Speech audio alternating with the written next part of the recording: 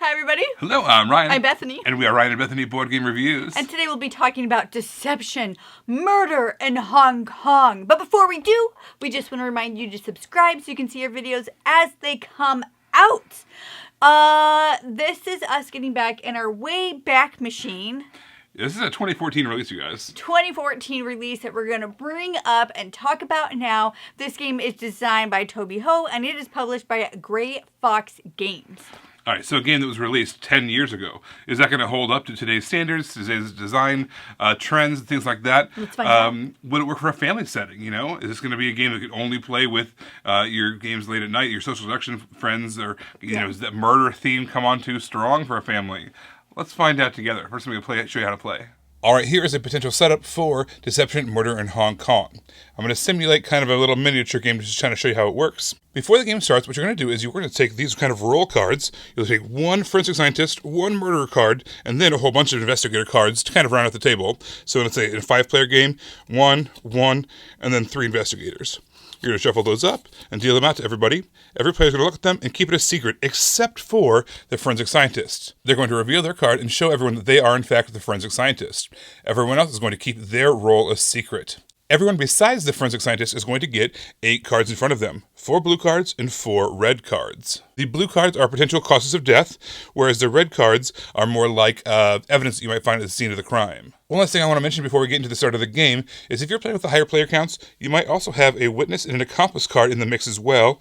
Those roles will be hidden as along with the other roles. The witness basically acts like an investigator that has some additional knowledge, whereas the accomplice is going to be trying to kind of cast some shade, kind of get people away from the actual murderer. Let's just say that we're playing a miniature game here, assuming that we're only playing a 3-player game, which isn't even really possible, but just to kind of show you how the game works. All right, so what's going to happen is the forensic scientist is now kind of running the game. They're going to tell everyone to close their eyes. Then they're going to tell the murderer to kind of open their eyes. The murderer is going to pick one of their blue cards and one of their red cards to be the evidence as well as the murder weapon. All right, so let's say this character over here is the murderer. They're going to choose, let's say, dirty water, and they're going to choose glue. Those are going to be their 2 pieces of information that they're going to give to the forensic scientist. Now the forensic scientists, now they have the information, they're going to say, okay, murderer, close your eyes.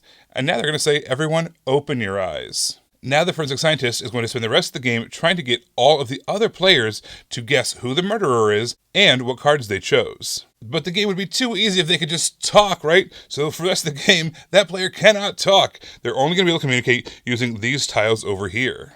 In every game, they're going to have this purple card. This is the cause of death.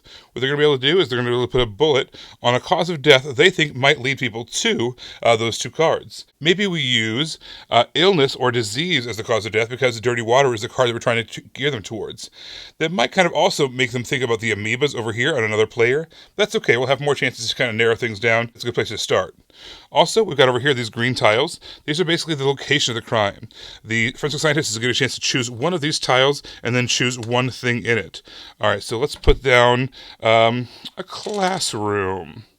The classroom kind of is giving us the impression about the glue, right? Now, they may think over here ink for this particular character, or maybe they think the computer disk. But either way, it's getting them pointed in the right direction. Now, these brown tiles, there's a whole bunch of different brown tiles. They all are different things. What's going to happen is we're going to deal out 4 of them, and we're just going to see what they are. Maybe there's a victim's identity. Maybe there's some kind of a social relationship. Maybe there's the build of the victim. With the general impression of the murder or the victim as well. So we're going to have a lot more information that we're going to be able to give out by putting these bullets on these tiles. But after every one of these reveals, we're going to have a chance to have all the investigators or all the other players besides the forensic scientists debate a little bit. They're going to accuse people. They're going to think, you know what? It makes a lot of sense that we've got that amoeba and we've got the ink over here. I think it's this character over here. I think it's those 2 cards. Well, no way. I think it's that dirty water and that computer disk, or whatever the case is. We're going to throw a lot of accusations around. But you can't actually kind of accuse someone until you're willing to put your token on the line. You have 1 badge, and basically what's going to happen is, once you have all 6 of these out there, you're going to have the chance to throw your badge into the mix. But once you use it, it's gone for the entire game. So you're going to be really, really confident that you've got the right answer, or at least you're going to be narrowing out some kind of wrong answers. If you're the murderer, you might want to do it to kind of spread some chaos on the board early, make people think about other people, other characters on the board. Or maybe if you're one of the good guys, you have two options of what you think might be right. You're going to spend your badge in order to call out one of the solutions, and you have someone that you think and hope is also an investigator is going to use their badge to call out the other scenario you think might be the case. There will be 2 additional rounds where the forensic scientist is going to get a chance to get rid of one of these clues and replace it with a new one from the stack. So let's say this social relationship tile, for whatever reason, when you put that information out there, put the bullet on this particular tile, it didn't give your table the right amount of information, or maybe they got on the wrong track.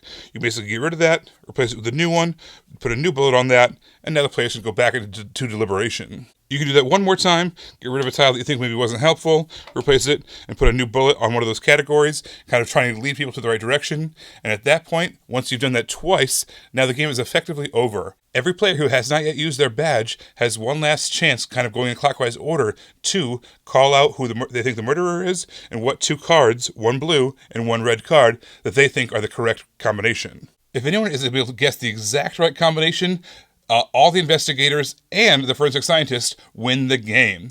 However, if even one piece of information is wrong, let's say, again, using our scenario, they chose the dirty water, but they chose the computer disk, all the forensic scientist can say is incorrect. They cannot elaborate further. They cannot say right person, but only one information. They can't say anything like that. All they can say is incorrect. But if no one is able to correctly guess the combination, the murderer is going to walk free.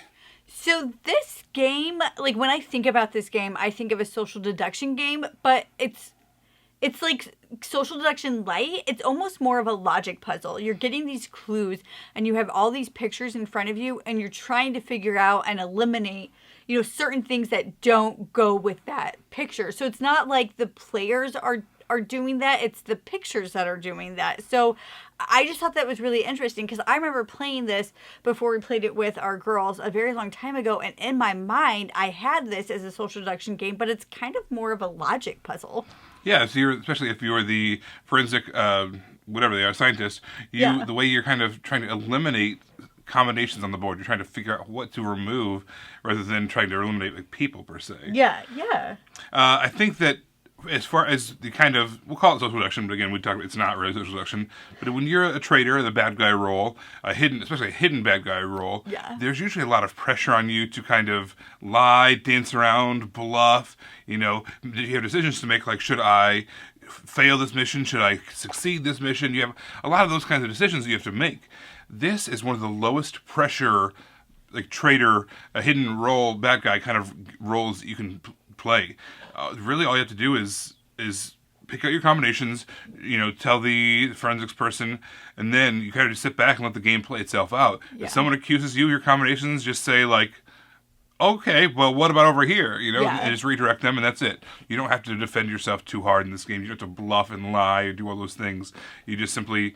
it's really low pressure to be the bad guy. It's low pressure. You can say nothing at all, and the game would work out the same way. Yeah, because it's a logic puzzle. Okay,